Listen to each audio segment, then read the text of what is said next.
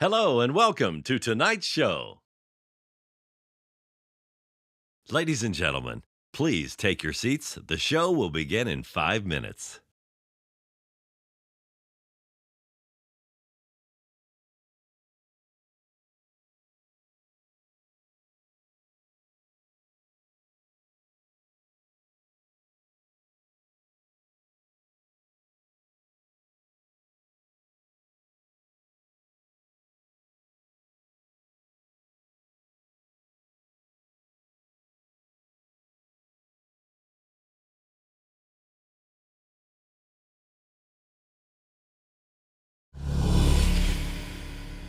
Let's make some noise!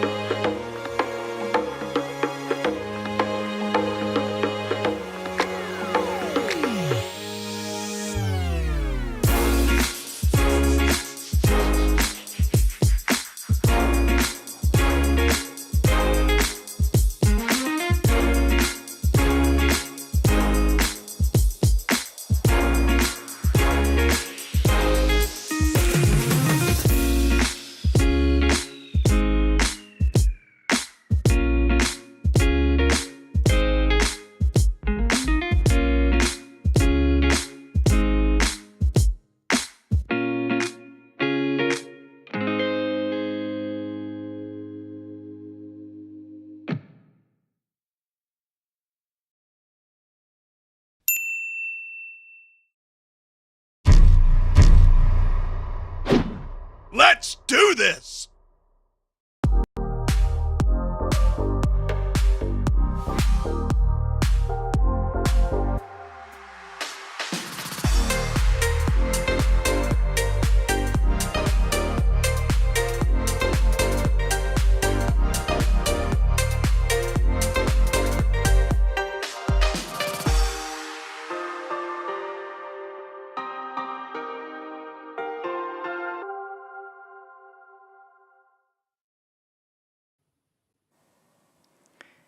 Greetings, everyone.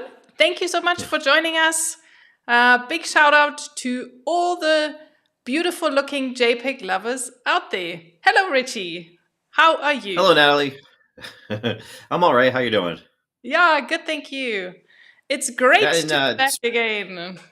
yeah, it is.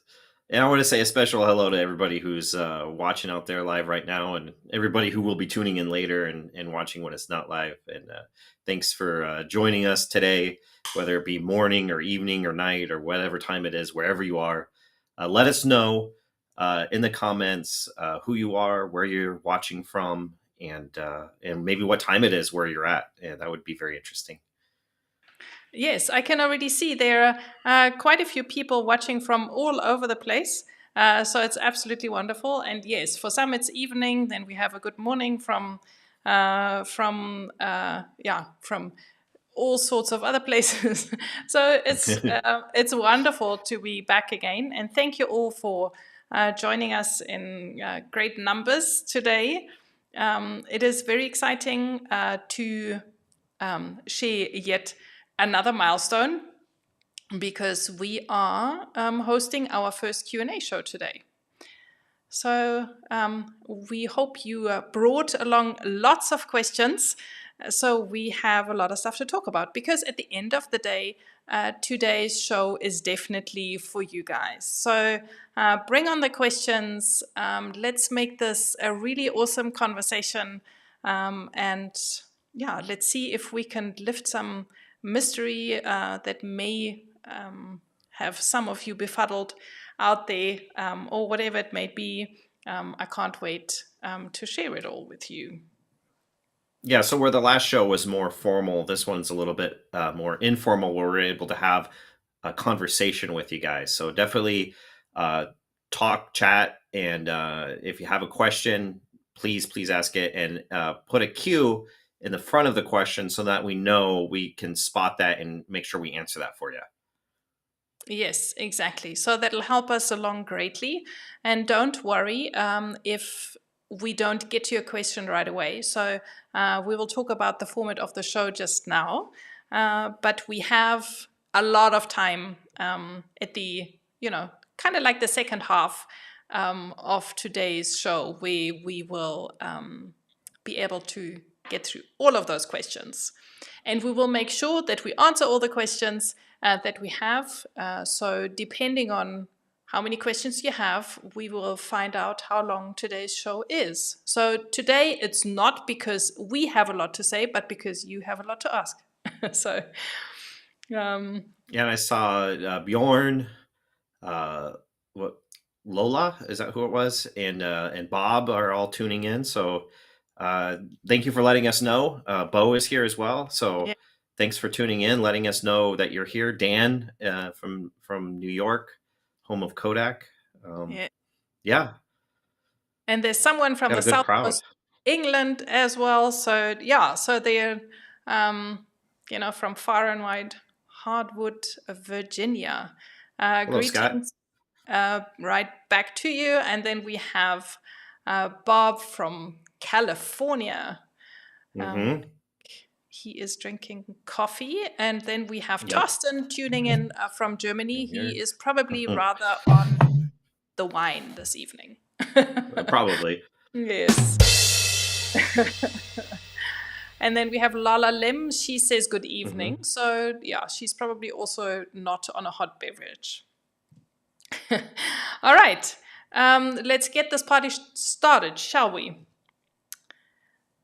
So like we said, today's show format is a new one again for us. So if we have any glitches, please excuse us. We are getting into the flow of things after switching things up since we were maybe a little bit too comfortable last year.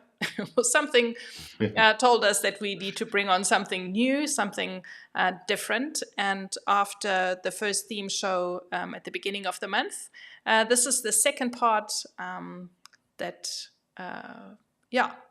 ends rounds of our street photography for the month, and we will be answering all sorts of questions. But maybe let's go and take a look at how we are going to flow through today. So it's all about street photography still. You can obviously ask all sorts of questions, but the imagery and the bulk of what we are talking about will center around street photography in general.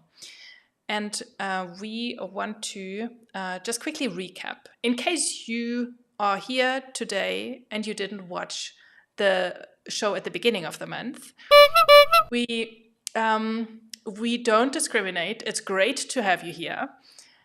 But we just wanted to quickly recap. So what we did in the first show, so that you're in the picture of what's actually going on here. And then we are looking at the viewers' images. So, everyone's been uploading for the last couple of weeks, and we will check out awesome images and see what everyone's been up to. And then, like I said, in the second half, we will have a long Q&A session where we'll be able to attend to all the questions that you may have. And yeah, then, for those that didn't watch the last episode, which if you are tuning in for the first time after this is over, make sure you go back and watch episode 1 of season 3.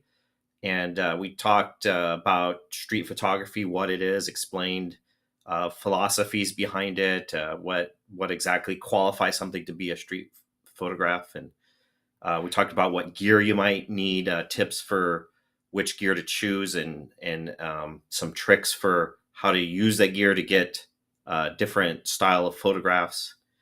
And we talked about, we called it food for thought, but just kind of like maybe the philosophical questions about it, what's ethical, what's not ethical, and that kind of stuff. So definitely, if you missed the last episode, make sure you go back and watch that one, because what we discuss in this episode probably will make a little bit more sense after you've seen the last one. So once this is over, go back and watch it if you missed it, or if you just forgot about what we talked about. Yes. And I just want to pick up on this food for thought that Ritchie, you mentioned. We will definitely have more time to discuss this. We just hinted on it in the last episode. So today is definitely the day where we can have a bit of a closer look at it. And like Ritchie said, we also had some recipe that we recommended. So this part is definitely the heart of the show in general. Coming from last year, we only recommended kind of like one recipe to shoot with for the whole month. You now have a few more options to choose that you can or cannot shoot with. It's totally up to you. But we had these recipes that we recommended that work extremely well for street photography, and we see how well they worked for everyone. And it's interesting. Like Kodachrome 64 turned out, based on the pictures that were uploaded, that was the most used recipe, and I'm not too surprised by that because it's such an iconic color, that it produces. It's such an iconic look. I was really drawn to the Agfa Scala pictures. It was one of the less used ones, but it seemed to really produce great results for this genre of photography. Yes. What are your thoughts, Nathalie? Yeah. So I had this feeling throughout last year that we didn't have enough black and white recipes in the mix, and that people were like, really asking for it. So I actually expected more black and white images to be submitted, but it's possible that has completely different reasons. So but be that as it may, I think there was a nice mix of recipes. I must say that I really enjoyed the classic Kodak a lot, and there were nice uploads that we received for that as well. And I'd be curious to know, you guys out in the audience, what do you guys think now that you've used these recipes? Was there anything that was surprising to you, something you discovered that you didn't know before, or maybe you found one that you liked, found one that you didn't like, or something like that? I mean, I would love to know what your experience was. If you don't mind typing that out and putting it in the comments. Yeah, absolutely. We definitely want to hear from you, because this is not the Holy Grail. It's one Holy Grail, but there's a lot more, a lot more out there. So yeah, with maybe you have another recipe that you swear by. So share that with us.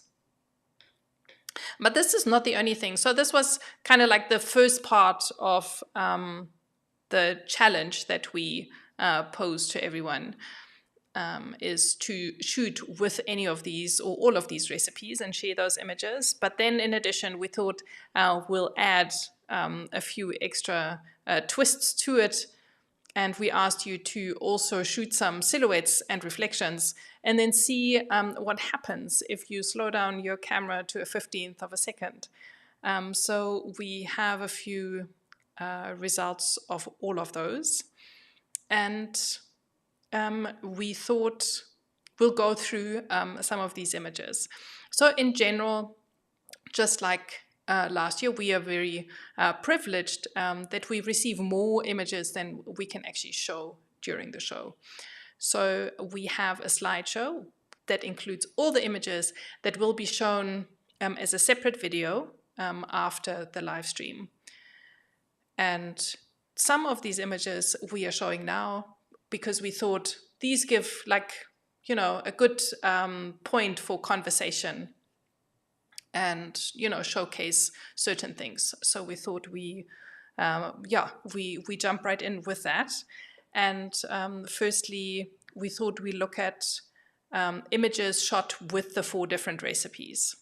And we picked them. And just to backtrack a little bit, we would love to show every one of the submitted pictures in the show, but it's just we're overwhelmed in the best way possible. And so make sure that once that viewer image slideshow is published, that you go back and you look at all of the wonderful pictures that you guys took, that you guys captured and shared with us. Me and Nathalie have had the privilege of going through all of them and seeing all of them. So it would be wonderful for you to be able to see all of them too. So when that is uploaded, which I think should be today, or maybe tomorrow, make sure that you watch that. Yay. Yes, absolutely. And you are more than welcome to comment on those images. And if you do, just do us a favor and put the name of the photographer in the comment so that we can reference the comment with the image in case we're out of sync with the delay in the comments. But we're starting out with the Kodachrome 64 images, which, like Ritchie said, we got the bulk of the images shot with this recipe. And this image here by Joe Collins, I thought was just so iconic with the colors, because the sky is like this so typical Kodachrome 64 sky, and the muted colors in general. And I think it just is a really, really good recipe for street photography. And also, I've heard that every good photo should have some sort of surprise somewhere hidden in it. And if you look very closely at the end of that pier, there's actually a wedding going on. You can just barely see it, but that's the little surprise for you to find. Yes, exactly. That's very nice. So a great capture here. As is this image by Simon Hughley, who also captured Kodachrome 64. And the surprise in this image, or like where's Waldo kind of effect, is that there is this Kodak symbol logo in the middle of the street there as well. So so a really nice image, and maybe one of those where a technique that you explained, Ritchie, in the last episode, where I think Simon followed these people because he found them interesting. I guess the guy with his necklace and the tattoo walking down the street is eye-catching. So very well executed there. Thank you, Simon.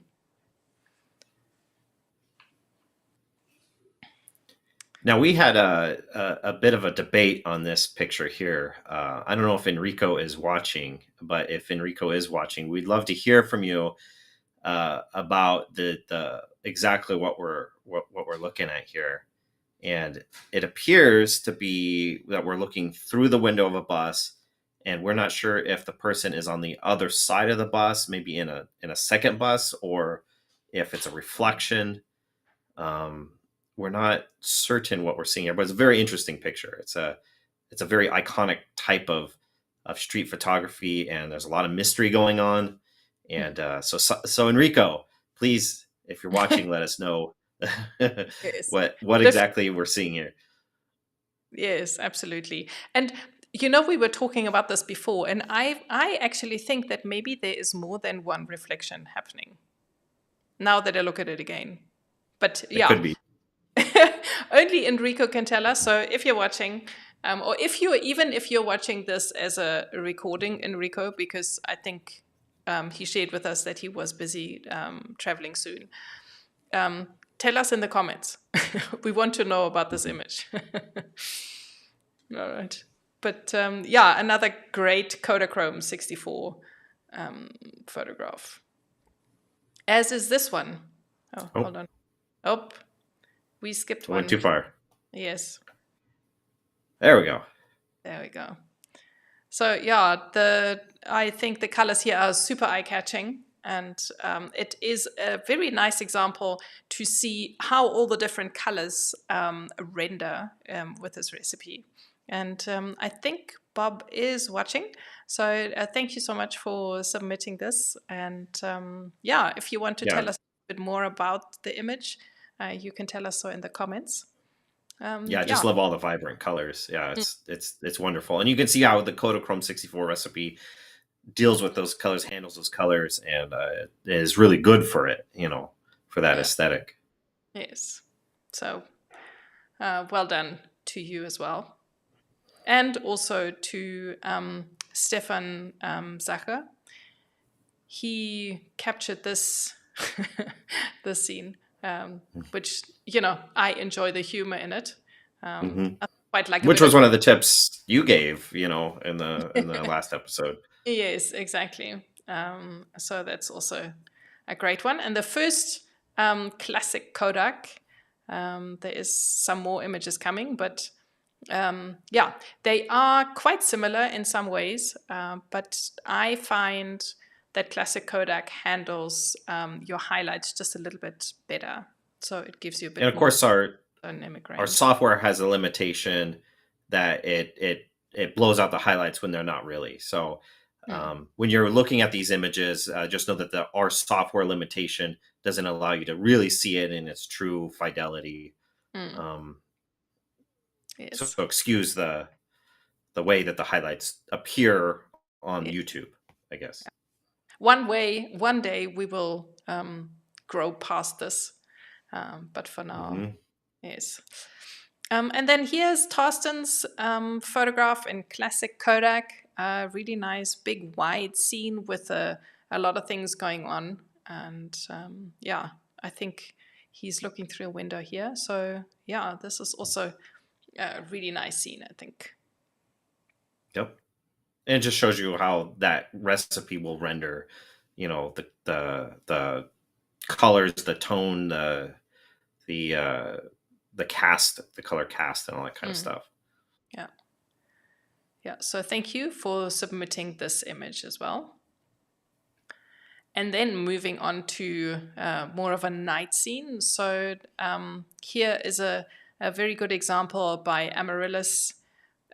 Shooting with SOS 500T, and this just renders a little bit of a blue tinge to your night photography. And what I like here so much is that it's already, it is cold because there's snow, and I think it's even snowing. You can still see kind of a bit of bokeh there in the foreground, and this blue adds to the whole atmosphere of it being like really cold. So I think this is a really nice application of this recipe. And it really looks like something out of a movie. Like this is a still shot of a movie scene. Yes. Yeah, exactly. It Very reminds cinematic. Yeah, it actually reminds me of this book that I read about this guy who's in an old age home and he keeps on escaping with his walker. So yeah, so this is the movie version of it. Thank you, Yep. Amaryllis, for this nice photograph. And And this, Amy Fish, yeah, had submitted this one here, and I, like I said earlier, I've really drawn to the Agfa Scala images that you guys took and submitted, and also the ones that I captured during this challenge, because me and Natalie are doing it too, along with you guys. Hmm. And I just really drawn to the way that the black and white looks for street photography, particularly with this recipe, and it's really well illustrated in this image. yeah, it's really cool. And there are a couple more Agfa Scala images coming later on, but for the general sample of what the recipe will look like. This is the only image. Like I said, there weren't as many black and white uploads, but you can let us know if there are more black and white recipes that you want to shoot with. Thank you, Björn. Björn loves this image. Yep. It's indeed mysterious. A good street photo should create more questions than answers. Well, Yeah, and it did that. This is definitely one of those. So yeah, thank you, Björn. But we want the answers also later. Yeah. And here we have Stefan's image again. I assume that someone was talking about this, so we're waiting for a comment to come on. But it's also a good opportunity to see his name a little bit clearer, because I think in the previous one, the name was a bit washed out. And Angela is saying, "Great catch with the mirror gestures, Stefan." Yes. Yeah, you see that in the person on the right side of the image, and then the image of the angel. Their kind of hands are in the same position, but yeah, it's very interesting. I actually did not catch that. Yeah. I don't know if you noticed that, Natalie. Well, yeah, I did, but I keep on being so drawn to the drawing of Yeah. this angel. I don't know. It's talking to me. Yeah.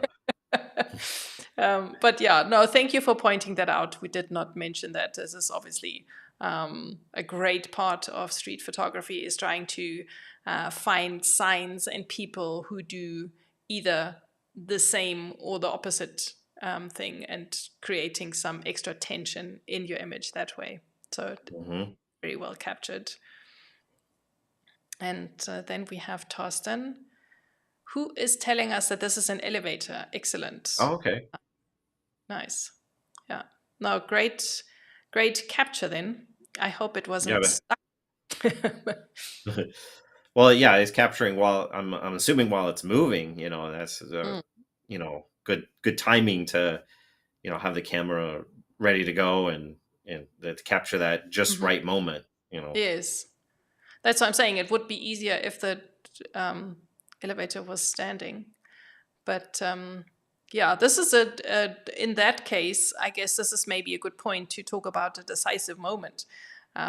If you are a hardcore street photographer, or you've read up on, street photographers, maybe you've come across this term, and it, just describes that you really need to be sure when exactly you want to take the photograph, when you want to press the shutter. Stemming obviously from the film days, right, when you needed to be a bit more selective. Or if you shoot with clarity, which is kind of like the same thing. It's kind of the same thing. Yeah. To really catch those two girls there in the right part of the frame. So well done. Mm-hmm. Yes. And I'm just thinking, are we... I'm not sure if everyone's aware of the polls that are running, but let's just quickly go back to this image. Björn thinks it's a nice night image and a good capture of the step of the person. Yes. Yes, definitely.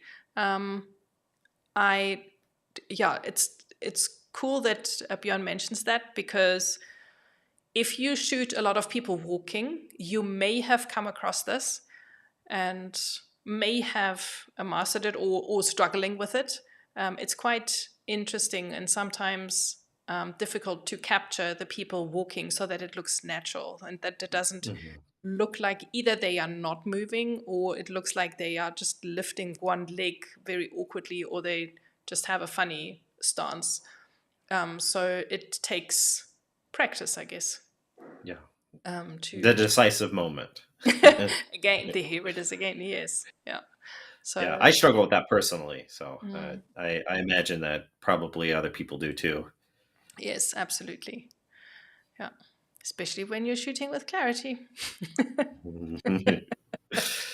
Yes, and can I point out that the polls are running in the background? So if you have not yet joined the link, please do so. It's also in the comments, and let us know your answers to the questions. We will get to them later on in the show to discuss this further. But we would really like to get some input to all those questions from you guys before we before we dive into pants down moment, Richie. Yep. Yes. I got the poll. I pulled it up on my Yeah. phone, so make sure you got that. You can pull it up on another device if you're watching on your TV or computer or something. You can pull it up on your phone, or if you're watching on your phone, you can pull it up on a tablet or computer or something like that. Yeah. So make sure you get the poll open and submit an answer to the question. And I think there's going to be several different questions asked throughout the show, so check back on it. Yeah, we have 4 different ones, so make sure you share your thoughts with us. Okay, and here we have, we're starting out with the Agfa scaler.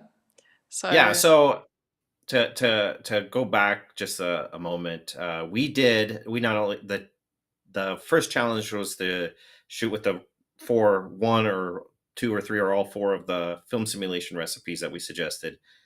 The second challenge was to do reflections and or silhouettes. And then the third challenge was to do 1/15 of a second. And we did these challenges right alongside you. So this was the Agfa Scala recipe, which is challenge 1, and this is reflections, which is challenge 2. So they're both encompassed right here in this one picture. It's a library window, and it took a while to wait for somebody to walk by. So I stood there and waited for several minutes while just it wasn't that busy of a day. So just waiting for somebody to enter the frame. You can see them on the bottom left, or middle left, I guess, and reflected in the mirror on the right, just barely. so you found a captivating scene and then you waited for some interaction. Yes. Deconstruct. That was one of our tips in the last episode. Yes. So obviously the scene is really cool, and then it depends on, how busy or not busy it is until people play along. Yes. No, this is very cool. Nice. And then here is a kind of a silhouette that I captured in classic Kodak. Like I said, I really enjoyed the recipe. I love it a lot because it just gives me a bit more details in the highlights. And it's got very, very similar qualities in street photography to Kodachrome 64. So I played quite a bit with it, and enjoyed capturing that moment of this silhouette. It's a pretty cool picture. Thank you. Did you know who the person was that created that shadow, or was it just a stranger? No, I do know this person. Okay. I do know that person. He didn't realize what he was doing. Yeah.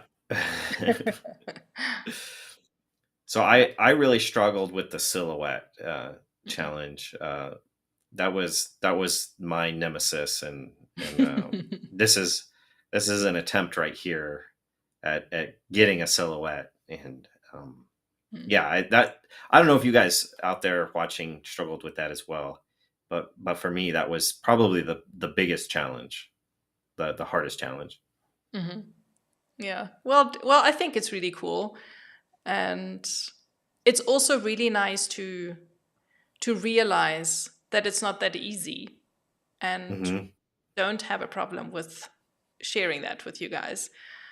It just makes you also cherish and celebrate those really great images all the more.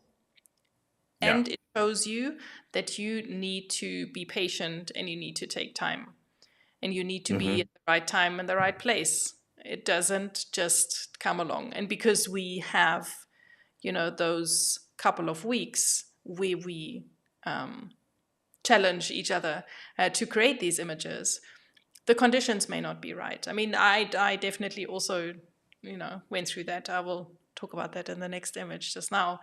But yeah, if the weather is not right and you're in the wrong place, then it's not going to happen. Yep. And that's just human. This image here was the only time I had where I could experiment with the recipe. This night recipe, which, in case you ever try to shoot with it at any other time, you will notice that that's just not going to work. It's definitely an image for evenings, and then it is really wonderful. But just because of where I live, and Johannesburg is a very big city, and big cities often come with, unsafe streets at night. So, I err on the side of caution because I really like coming back here every month to chat to you guys. And this was in a small little town where I saw this beautiful building selling designer wedding clothes, which in itself is already a bit bizarre. And these were almost the only people who walked in the evening. So I shared with Richie yesterday that I was getting really nervous because I saw there were people actually walking, and I'd been waiting for a couple of minutes, and the rest of the town was empty. And these were the last people returning home from work or something, I guess. And to find that decisive moment to shoot when something happens that works with composition is really not easy. And yeah, so this was the best that I could capture. And I think, as far as the challenges are concerned, the only thing that I did here was shoot with this recipe. And because it's not Well, not really a silhouette. it's But kind of a silhouette. Like the person on the left, it's sort of kind of borderline, that's cool. But Yeah. yeah, so there you go. And then the 1/15th of a second, I tried different things for that. This is just standing very still, um, no tripod. It took several tries to actually get the picture to not be blurry. Uh, if I had a tripod, the challenge would have been a lot easier. I also tried some panning and got okay results with that. So different ways to handle that challenge. And my favorite was just this particular image where I was able to somehow hold the camera still enough not to make it blurry, but still get some blur from the cars in the image. Yeah. Yeah, I think really well done. It obviously it takes a lot of practice, and it's really mostly gets the best result if just one part in the image is blurry and the rest is very sharp. Then that contrast is what's then really attractive in an image, and Hmm. that is not easy when you walk around the street where you want to blend in and you don't want to carry a tripod. Yeah, I don't usually carry a tripod, Mm. when I'm doing street photography, so that was kind of out of the question. But it is a possible technique that somebody could use. And then, and if you guys out there watching use the tripod, you can let us know that, you found it to be a useful tool or hindrance or whatever your experience was with it. Yeah, I know people who We'd love to know. use other parts, a wall or something that they can rest the camera on, that they use instead, because they don't want to. Well, I think you don't really want to necessarily carry that tripod unless it's, really small. So yeah, share with us what you do in those scenes. And yeah, this is me. This is not a 15th of a second, and you will not find one because I failed. I failed to capture a new image with a 15th of a second. But instead, I have something that's maybe a little bit of a reflection. As you can see, I really struggled for a couple of reasons. But what I enjoyed about this was being in South Africa and seeing this quote on the floor by Nelson Mandela, and then seeing a parent walking with their child, and knowing that Nelson Mandela was very keen on children. I kind of enjoyed that, and thought, because I didn't have any other images that I could share that would reflect the challenge, that I show you this image instead. The reflecting challenge. Yes, exactly.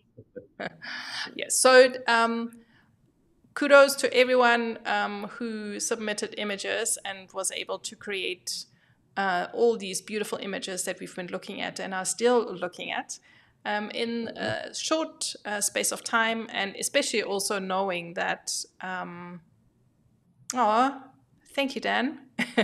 Thank you very much. Yes, absolutely. That's why I enjoy it as well. It's just got a really nice look to it, and it's very versatile. It's a very rewarding process shooting with that recipe. So thank you for giving that to us, Ritchie. And thanks to Dan and Pilot Pete for giving the feedback. That's what we that's what we're looking for. That's what the show's about. So yes. So that's cool.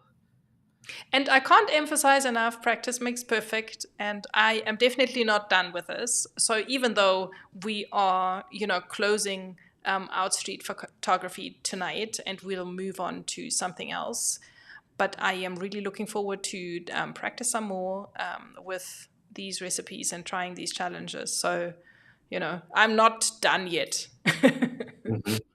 Well, the next show is a week away, so you have this week period where there is no challenge, so you guys can continue to do street photography and continue to try these challenges and stuff. Yes, absolutely. And you can share them on all the different platforms, and you can tag us on if you want, obviously on Instagram. A lot of people have started tagging sooc.live there, and tag us if you share some images that relate to challenges of the past. We'd love to see all the different images that you create. Yep. Alrighty, and now we thought, in keeping with what we started last year, we thought we pick out a couple of images that really we felt brings home this street photography feel, and were executed really well, and together with the recipe work really nicely in the working also with the challenges. Sorry. So this is not to say that these were necessarily the best or greatest images, but we really felt that these were the images that struck us as fitting the challenge, as losing my train of thought here, but just that we wanted to show what the challenge is about, and these images submitted by you guys are what we felt really showcase that. Yes, Exactly. So we had a sneak peek there already of the first image. And let's just go back. This is an Agfa scalar image by Björn, and it's definitely a silhouette. It's really well done, and I love the fact that it incorporates very interesting architecture. And I think it's, this is a very sought after kind of look where people Yeah, go. definitely a fine art kind of feel to it. Yes. So you find something that you really enjoy as far as the scene is concerned, and then you wait. I guess you wait for people to play along. So very Yep. well done. Yeah, and I just love the leading lines and the use of space and positive space and negative space and all that stuff. Yes. Yeah, Yeah. definitely. So Björn, you're more than welcome to share a little bit of background about this image. We know you're watching, so you can. So yeah, but let's move on to the next image that we also thought was very well executed. And my hat off to you, Bo, for capturing the scene in a 15th of a second. It was at a bus stop. And also thank you, Bo. You shared a bit of background information with us when you submitted the images. I invite everyone, when you upload your images, you're more than welcome to add a text or a Word document or whatever, if you feel you want to share some more information about the images, or if there is ever any way you need to communicate something to us together with the images, you're more than welcome to upload a file at the same time. And he was saying that he struggled quite a bit because the weather hadn't been great over those weeks. But this was on the way to work or home from work at a bus stop that he clearly uses to get to and from home. Well, And and I think there's a lesson there that you should always have your camera with you, at least some camera. If you have something like a X100V or X70 or something like that, those are easy to carry around, and you just keep it on you, going to work, going to the store. You never know when something interesting will happen, and obviously Bo found something interesting.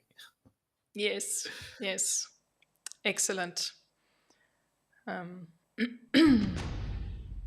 here we have another silhouette, again in Agfa Scala, by Ramon, and a similar kind of topic and a similar kind of way of looking at it. This person, I think, is walking away from us, and I love the mysteriousness of it and the raw building. When we think back at Björn's image, it was a very polished architecture, and this is a lot rawer. So I really enjoy this as well. The design of the lines and everything else, and just the person is just in the absolute perfect spot, in the picture, and the timing of it was spot on, and the recipe did really well to illustrate or to capture that silhouette and that moodiness and everything. So very, very well done. Yes. So congratulations to each and every one of you.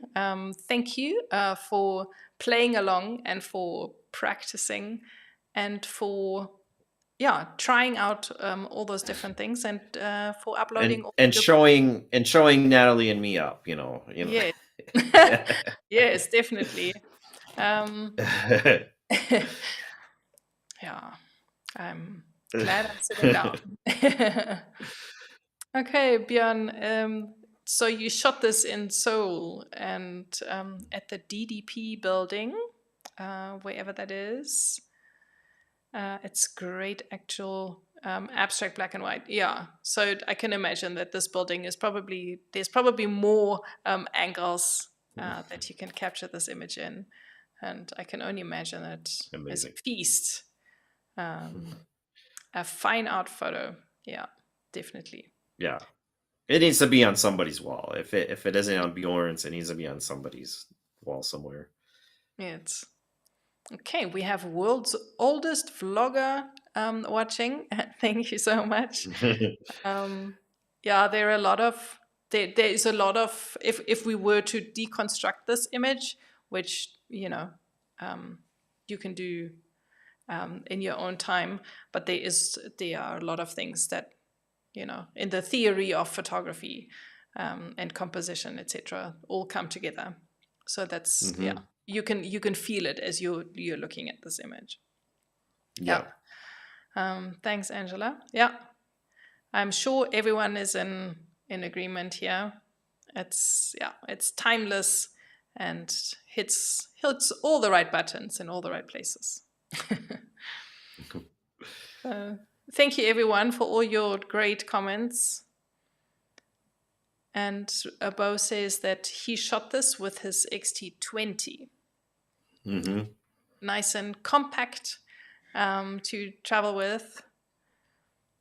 And he says, for me, the combination of the recipe, the assignment, local shooting options and conditions made it challenging. A 15th handheld and silhouette and reflections. Yep. Yep. And you did it all, in this and successfully did it. And I wonder, Bo, do you feel like the challenge helped you create like a better photograph? Or do you think it was kind of a hindrance to, like, if you didn't have those challenges, would you have made a stronger picture? Or do you think the challenge kind of forced you to make a stronger picture? Because I really like the picture. I think it's great.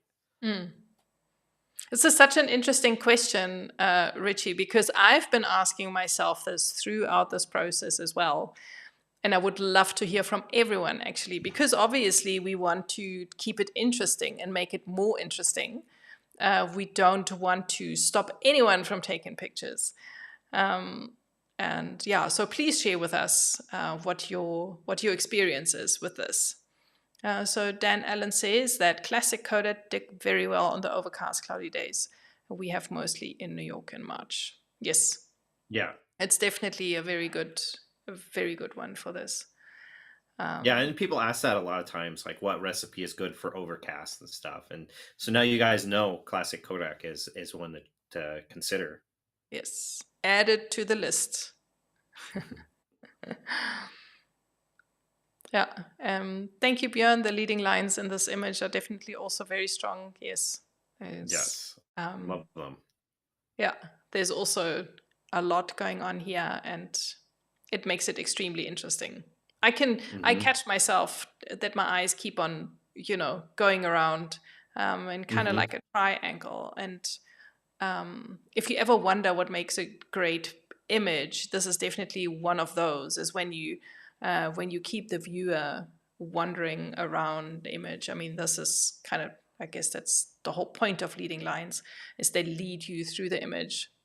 So the more you can do that, the longer you keep the person's interest.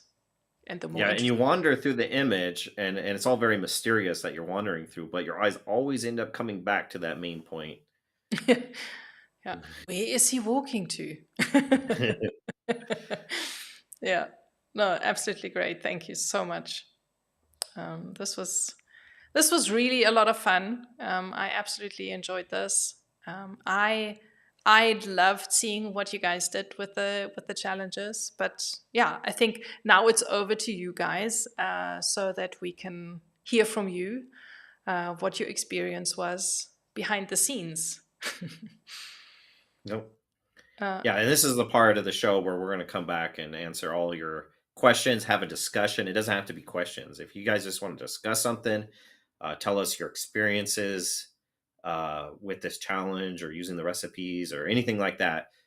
This is your time, and this is why we're here. It's just a very informal conversation, so don't be afraid to say or ask anything.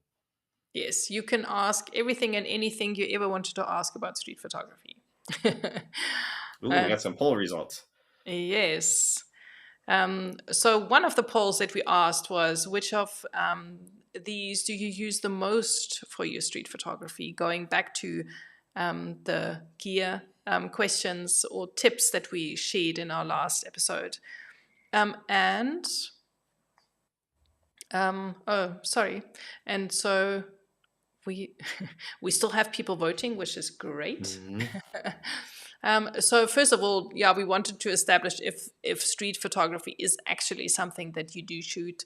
I thought a lot of people, just because this is kind of like the heart of where the conversation is at, often in forums, that people shoot street mostly, but maybe not. And so yeah, it's an interesting response. I actually thought there would be more people, but it's really cool, and it's also nice to encourage people to try something different.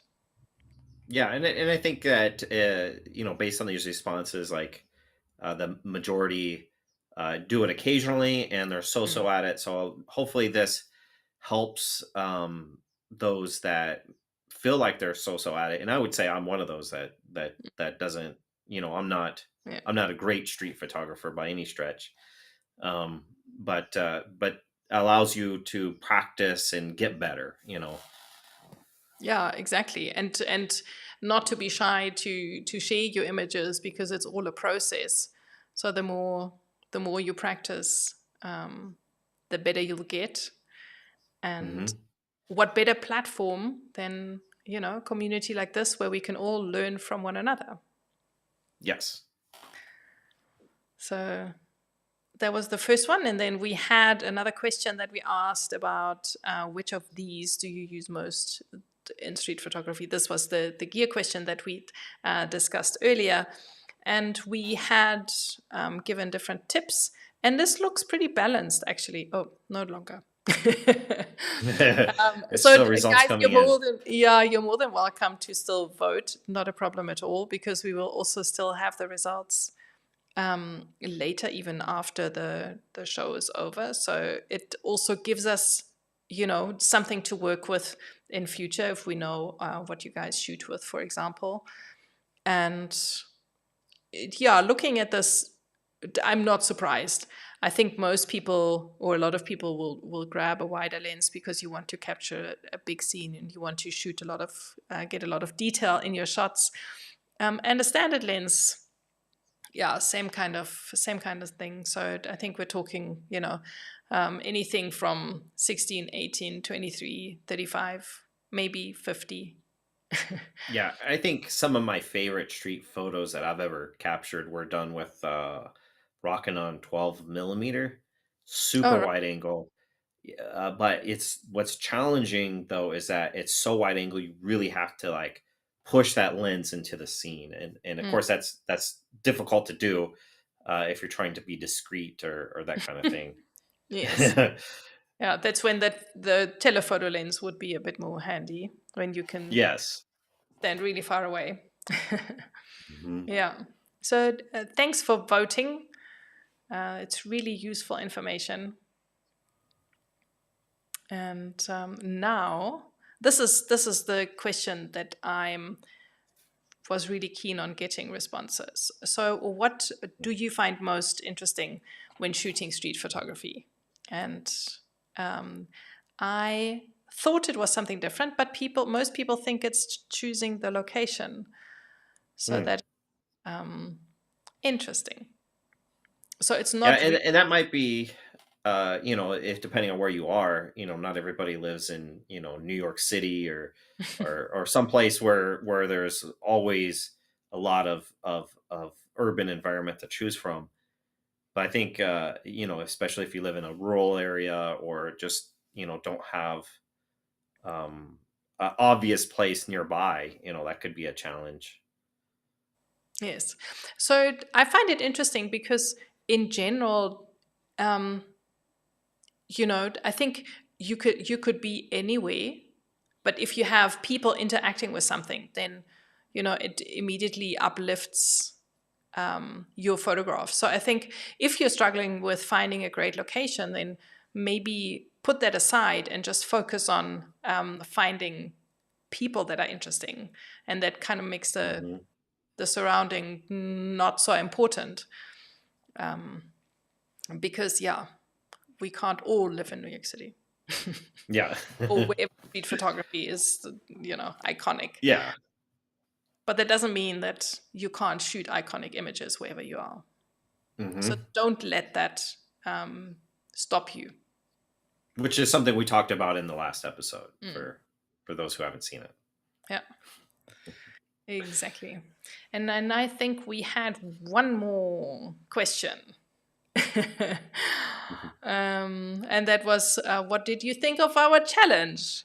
And I am very glad that I see this result. And I hope it stays like that as you guys keep on voting.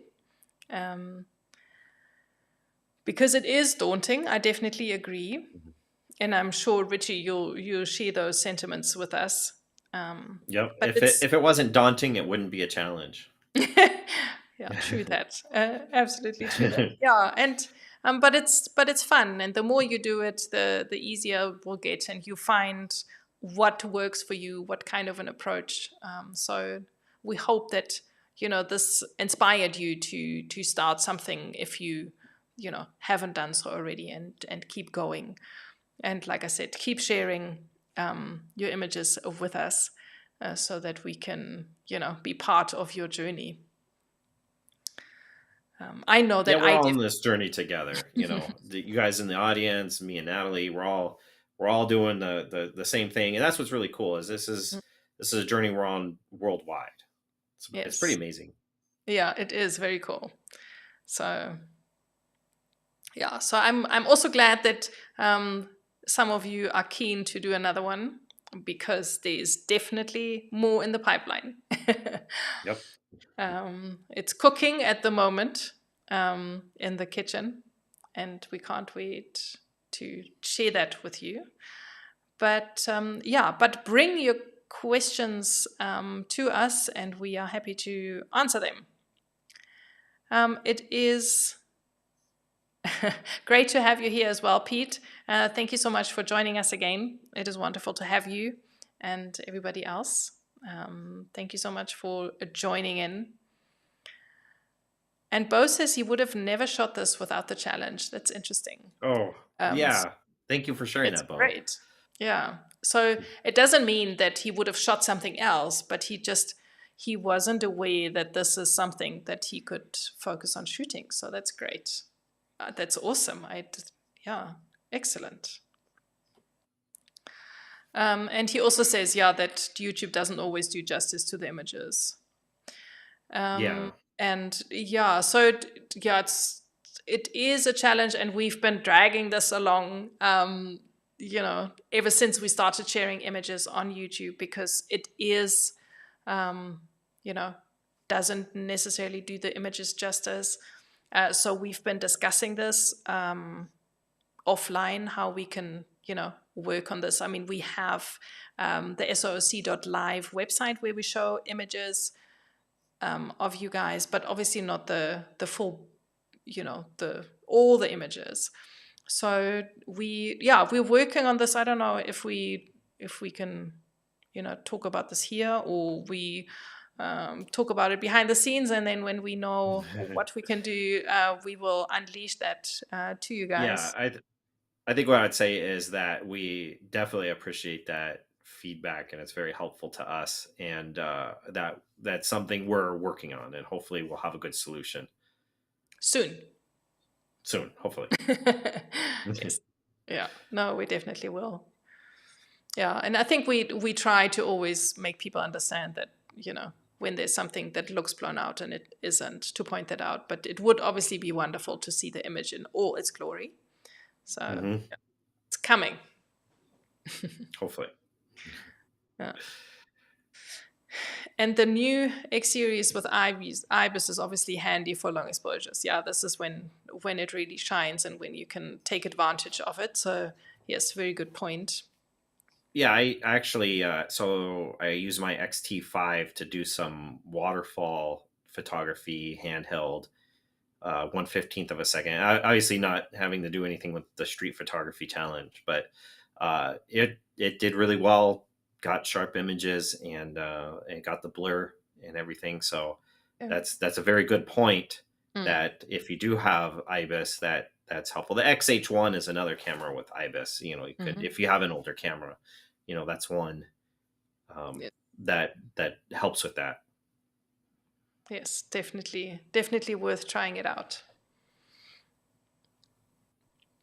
And Joe says he found out the hard way. He had to read the manual that he can't use DR200 unless ISO is above 250, and can't use clarity value other than 0 if shutter is in single servo mode. Yeah. Thank you so much for sharing that with us. Yeah, those are good points. That the DR settings are ISO dependent, and the exact ISO that it needs to be depends on the model. It's different for X-Trans 5, X-Trans 4, and X-Trans 3. But yeah, so you have to be careful for that. And then the other thing about clarity is if you're in any of the continuous modes or HDR or anything like that, it disables clarity. Yes. If you shoot RAW plus a JPEG, you can add clarity later by reprocessing the RAW file in camera, and that's actually Fujifilm's official recommendation. I don't know if that's my recommendation, but that's what they suggest. Yeah. So we've talked about this before in the other way around. But yeah, that in order to shoot faster, you know, in certain scenes in street photography, especially when someone's walking or whatever, maybe you would want to be able to shoot faster without clarity. I've shared that it's just me personally, but I like this process of shooting it in camera so much that I'm really struggling with turning off clarity and putting it back later. But it is something to play around with, and, you know, each to their own. There's no right or wrong. Yeah, there's no right or wrong answer. And, you know, I think it's better, in my opinion, if you can time the decisive moment that we talked about earlier. And, but that's not always practical. And so it's definitely understandable to set clarity to 0, add it later.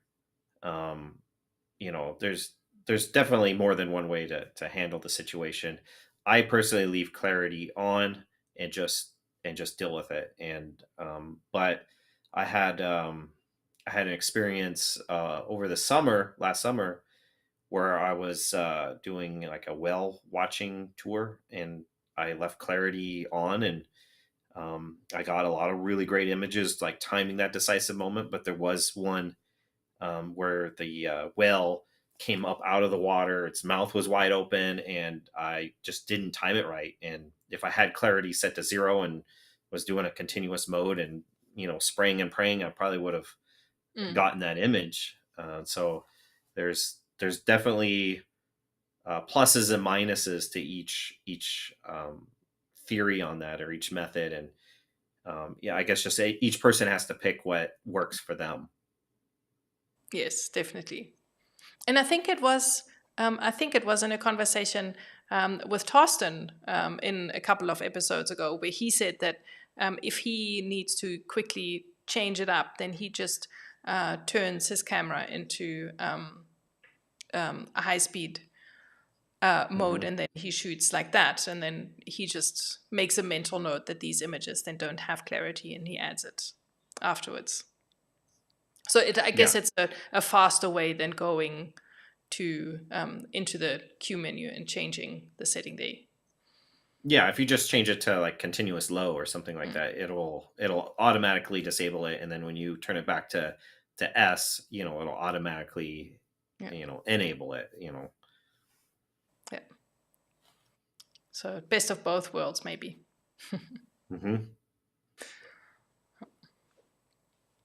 And Angela says she loves looking at work of great street photographers for inspiration. Absolutely. I think it's important that we look at what other people are doing and seeing what's possible, because, it does show us what's possible and different angles and different ideas. And then we can always go out there and try it and then make it our own. So definitely a very, very good way of learning. Yeah, and I was personally inspired by a number of the pictures that you guys submitted, or even Nathalie's images. So yeah, it's, books, magazines, just people's websites, and hopefully this show, can be an inspiration for you guys. Yes. That's what we're striving towards. And yeah, sharing in a safe space helps. So thank you, Angela.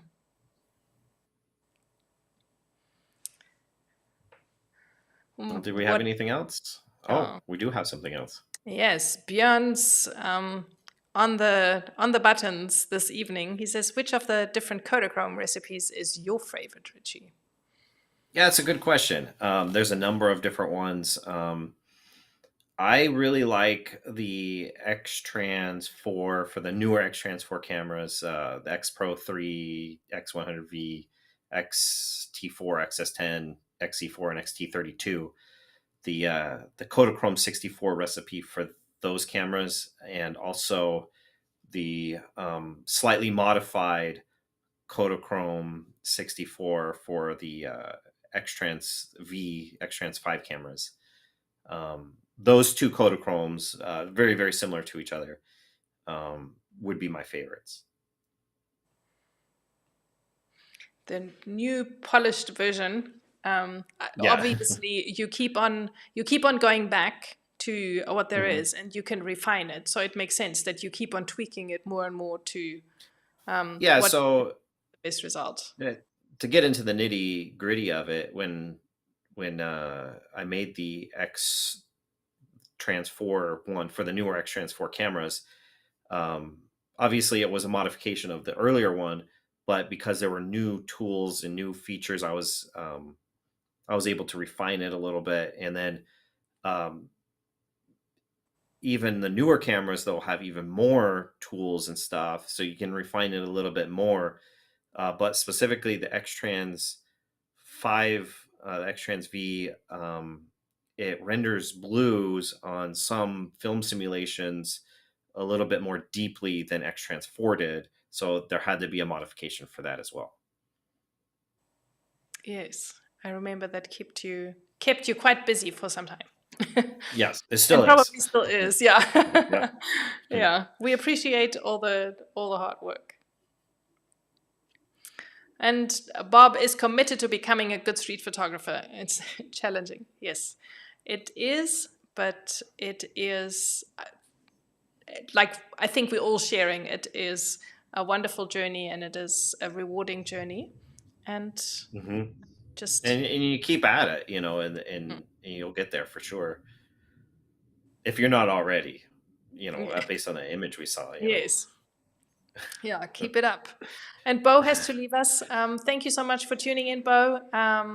We obviously understand. Thank you so much for being here and for submitting all your awesome images.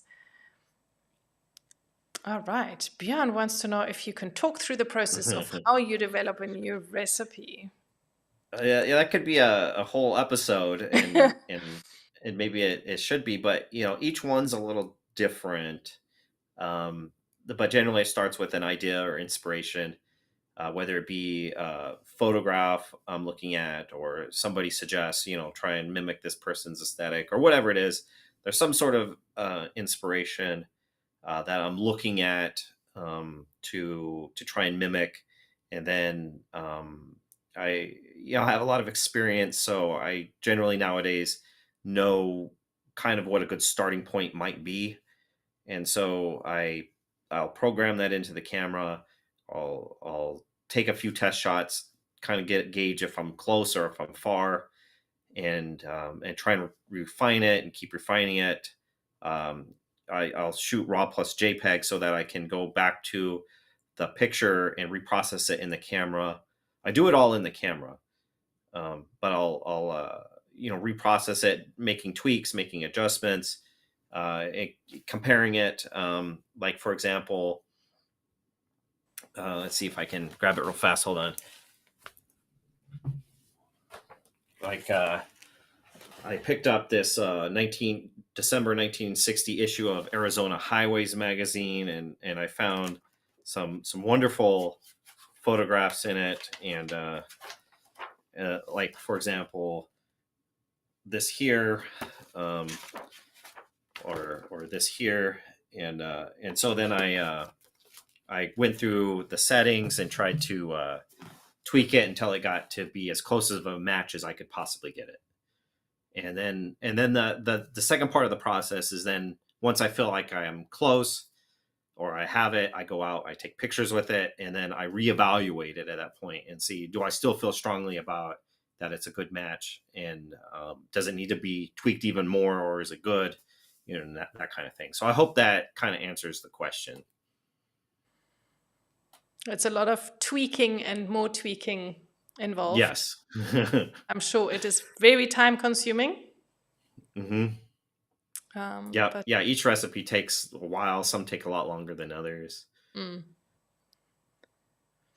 Okay. Dan says he had to adjust the rear display of the XT5 to adjust color to -1 red and -1 blue to make the pics look right. Okay. So like a mismatch between how the pictures look on the screen versus how they look once you downloaded them. Is that what I understand?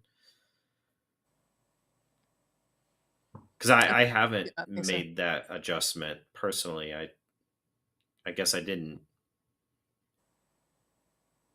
Yeah, I'm not sure either, because depending on where you look at the image afterwards. I mean, we all know that this whole calibrating is a science in itself, and I guess it's becoming more and more challenging the more devices we get, and what you work with in your workflow, and different people. Yeah, and I guess that's an important part of it. That my pictures, when I do it on the camera, and then when I feel like I need to look at them more, I download them to my phone, and I'm looking at them on my iPhone monitors or iPhone screen, and then they get uploaded to cloud storage, and then I'm looking at it on an iMac screen. So I'm sure the Apple colors, the Apple calibration, and all that stuff have an effect on how the recipes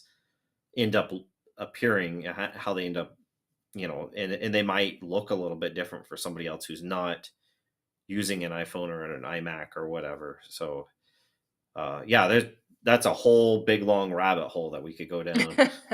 Yeah, absolutely. And also just to be aware that depending on, especially when we use the phone to maybe edit or tweak the image after we've downloaded it from the camera, just make sure, especially with brightness, how bright your screen is set, because that can really change the way you experience this image a lot.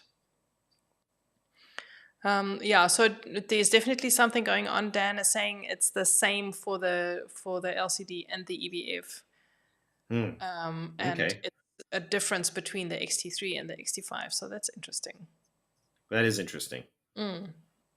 So if anybody else has experienced something similar, you're more than welcome to share your experience with that with us. I'll keep an eye out. And thank you, Dan, for sharing. Yeah, I'll have a look and see. I haven't, I'm not aware of it, but I haven't also felt that there is something off. I'll check it out.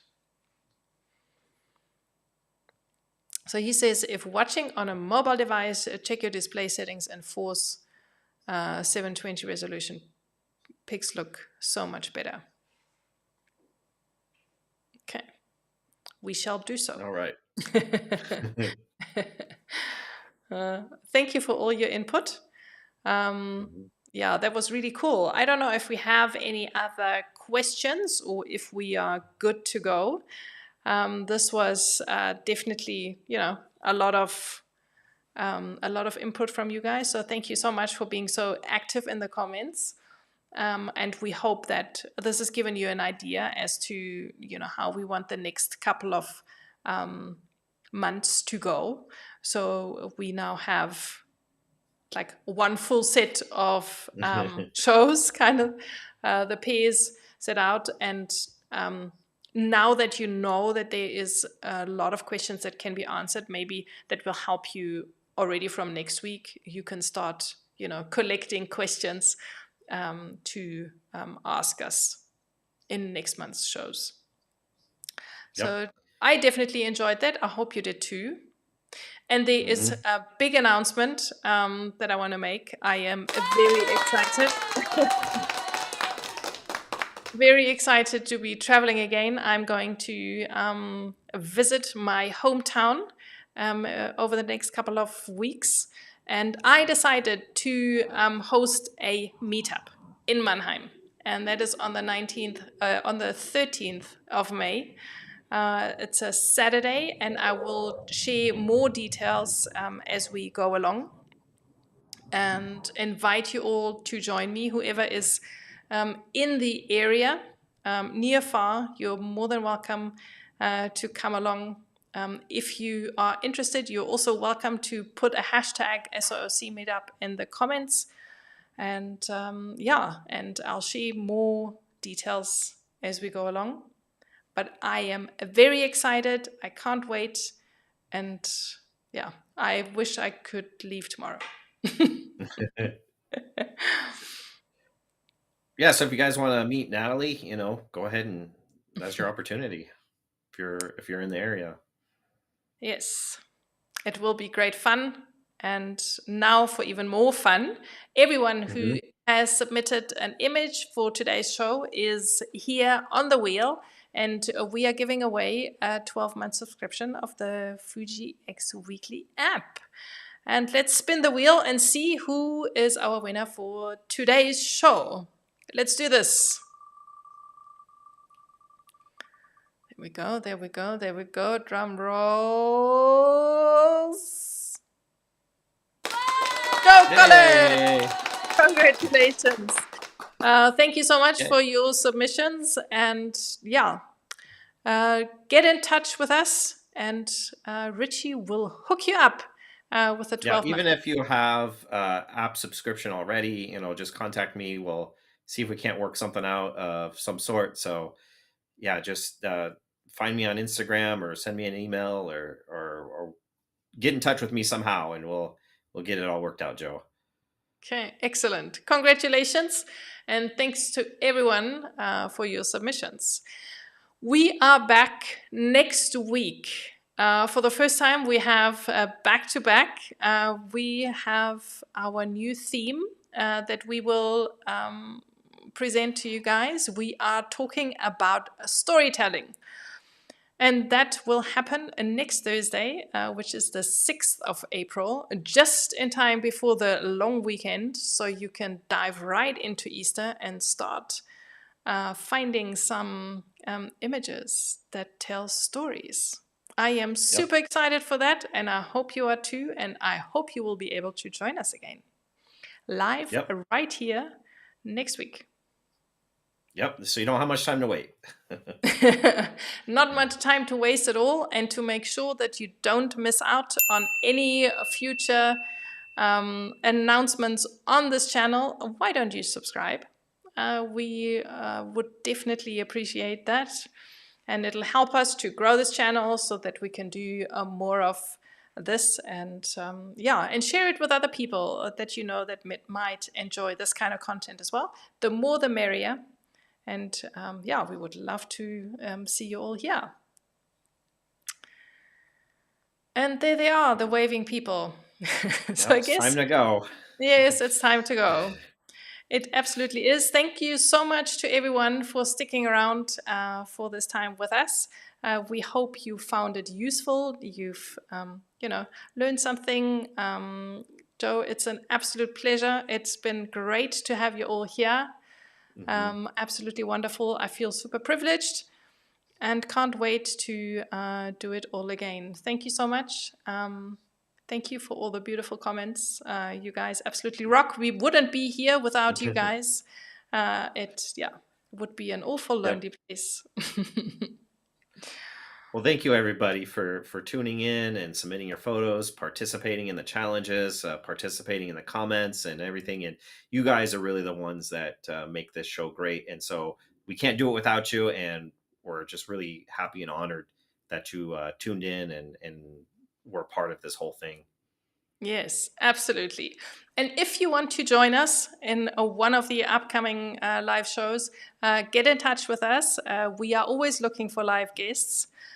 So at the end of next month, the Q&A sessions are always the ones where we would love to chat to you. So if you're keen, let us know, and we will make it happen. But for now, I think this is it. Time to say goodbye. Yep. Goodbye, Natalie, and goodbye, all you out there tuning in. And just once again, thanks for being a part of this. Yes, it's been absolutely wonderful. Thank you so much. You have a wonderful rest of the day, evening, whatever time it is by you. Thanks for being here with us. And we are looking forward to doing it again very, very soon. Keep well and take beautiful JPEGs. Bye. Bye for now. Good night, and thank you for watching. We hope you enjoy the show.